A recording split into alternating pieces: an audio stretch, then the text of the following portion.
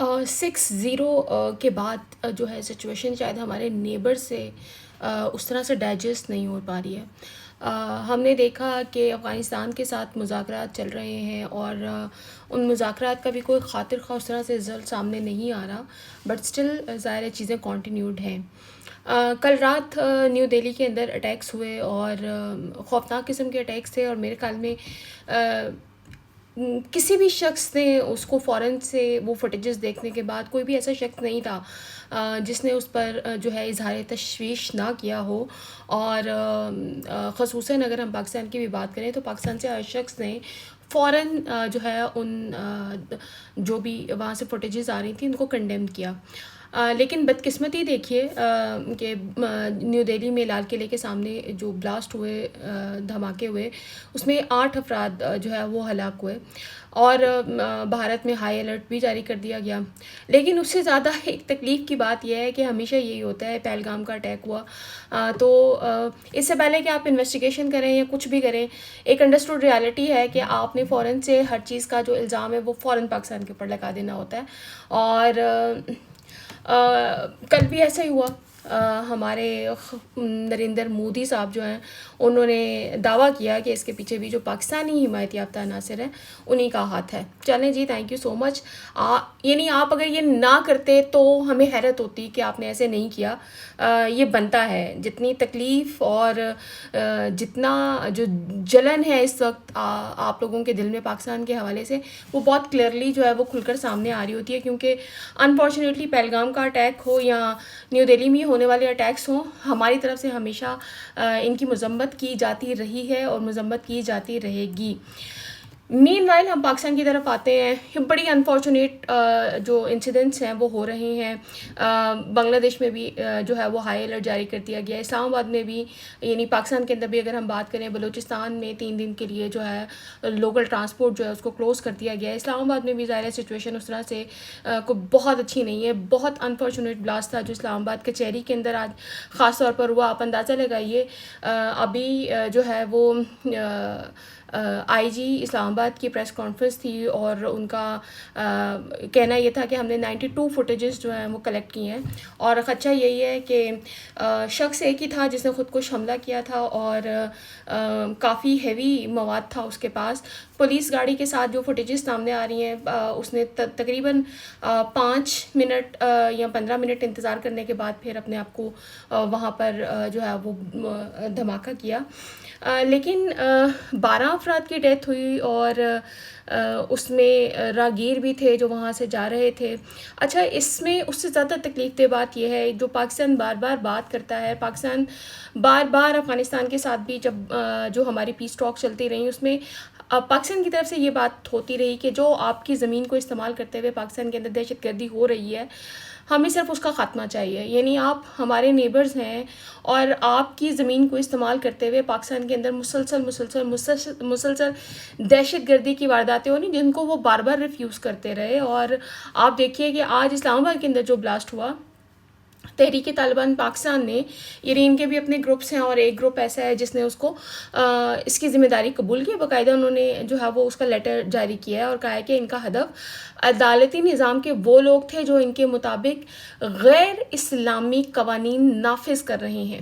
اور محسن نقوی صاحب نے کہا ہے کہ ایک بڑی سیکیورٹی جو ہے وہ ناکامی ہے، اور ملک اس وقت جنگ کی کیفیت میں. اور بلا شبہ یعنی کچہری کے اندر اس طرح کا اتنے بڑے پیمانے پر بلاسٹ ہو جانا، کچہری کے اندر تمام لائرز، اور بہت ارلی کا ٹائم ہے تو وہاں پر لائرز موجود ہوتے ہیں، ہیومن رائٹ ایکٹیوسٹ موجود ہوتے ہیں. یہ ایک بہت بڑا سیکیورٹی تھریٹ بلا شبہ اس وقت ہے، اور اسلام آباد جیسے بڑے شہر میں.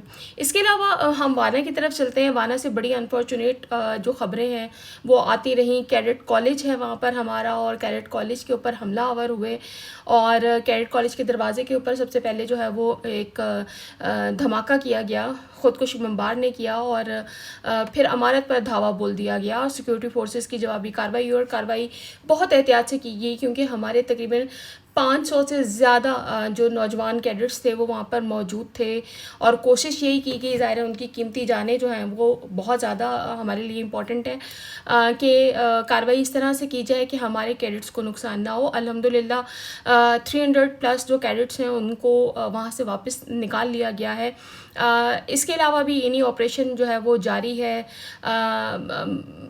بات اتنی سی ہے کہ جو ریئیکشنز آ رہے ہوتے ہیں، جو ہمارا رسپونڈ ٹائم ہے وہ بہت امپورٹنٹ ہے، وہ بہت اچھے طریقے سے کیا جا رہا ہے. ہم نے دیکھا جن کیڈٹس کو ریسکیو کیا گیا بیک سائڈ سے جو ہے وہ سیڑھی لگا کر ان کو ریسکیو کیا جا رہا ہے، وہ فوٹیجز سامنے آئیں، اور کتنا ہائی مورل تھا ہمارے ان ینگ کیڈٹس کا بھی.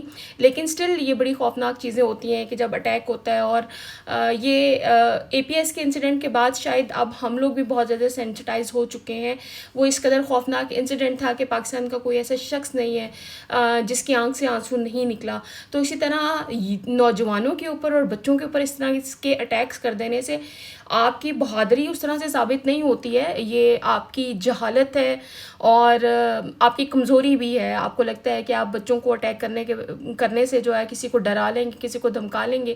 اور الحمدللہ وانا میں جس طرح سے بھی اٹیک کیا گیا، لیکن الحمدللہ ہمارے کیڈٹس محفوظ ہیں اور ان کو ریسکیو بھی کیا گیا وہاں سے.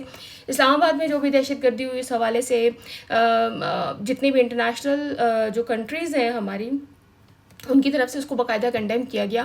امریکہ کی طرف سے بھی اسٹیٹمنٹ آئی، نیدرلینڈ کی طرف سے بھی اسٹیٹمنٹ آئی، انگلینڈ کی طرف سے بھی اسٹیٹمنٹ آئی، اور اس کا جو ہے وہ مکمل پاکستان کے ساتھ یکجہتی کا اظہار کیا گیا ہے. اور تکلیف دہ بات یہ ہے کہ اس وقت اگر ہم انڈیا کی بات کریں یا ہم بنگلہ دیش کی بات کریں یا ہم پاکستان کی بات کریں، یہ تینوں ممالک اس وقت سیکیورٹی پوائنٹ آف ویو سے جو ہے وہ ہائی الرٹ پر ہیں. یعنی بنگلہ دیش کے اندر بھی جو ہے ہائی الرٹ جاری کر دیا گیا ہے، اور حالات جو ہیں وہ کہیں بہت زیادہ کشیدگی کی طرف جا رہے ہیں.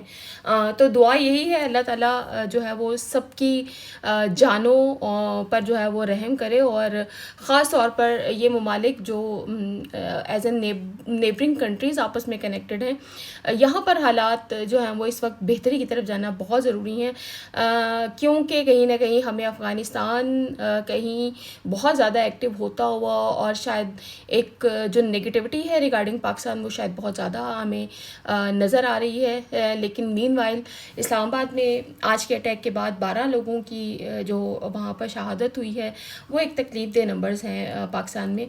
لیکن دوسری طرف اگر ہم وانا کی بات کریں تو وانا میں شکر الحمدللہ کیڈٹس محفوظ ہیں، لیکن سٹل دعا یہی ہے کہ یہ ممالک یا یہ خطہ جو ہے جو اس وقت دہشت گردی کی ایک خوفناک قسم کی لہر کا شکار دوبارہ ہو چکا ہے، اس میں اللہ تعالیٰ سب کو محفوظ رکھیں، اور کہیں نہ کہیں ہمارے بڑوں کو یہ توفیق دیں کہ آپس میں جو لڑائی جھگڑا ہے خاص طور پہ ہمارے نیبرز کنٹریز، ان کو آئی ڈونٹ نو شاید وہ پاکستان نے جو رسپانس انڈیا کو دے دیا یا پاکستان نے جو رسپانس افغانستان کو دے دیا، وہ رسپانس ابھی شاید ڈائجسٹ کرنا اس طرح سے آسان نہیں ہو رہا، اور وہ چیزیں ان کے دل سے ابھی نہیں نکل رہی ہیں. شاید اسی وجہ سے وہ اگین اینڈ اگین پاکستان کو کہیں نہ کہیں نقصان پہنچانے کے لیے یا اپنی ایگزسٹنس کو شو کرنے کے لیے اس طرح کی کورڈ قسم کی جو ایکٹیویٹیز ہیں وہ کر رہے ہیں. But still long live Pakistan and Pakistan زندہ باد.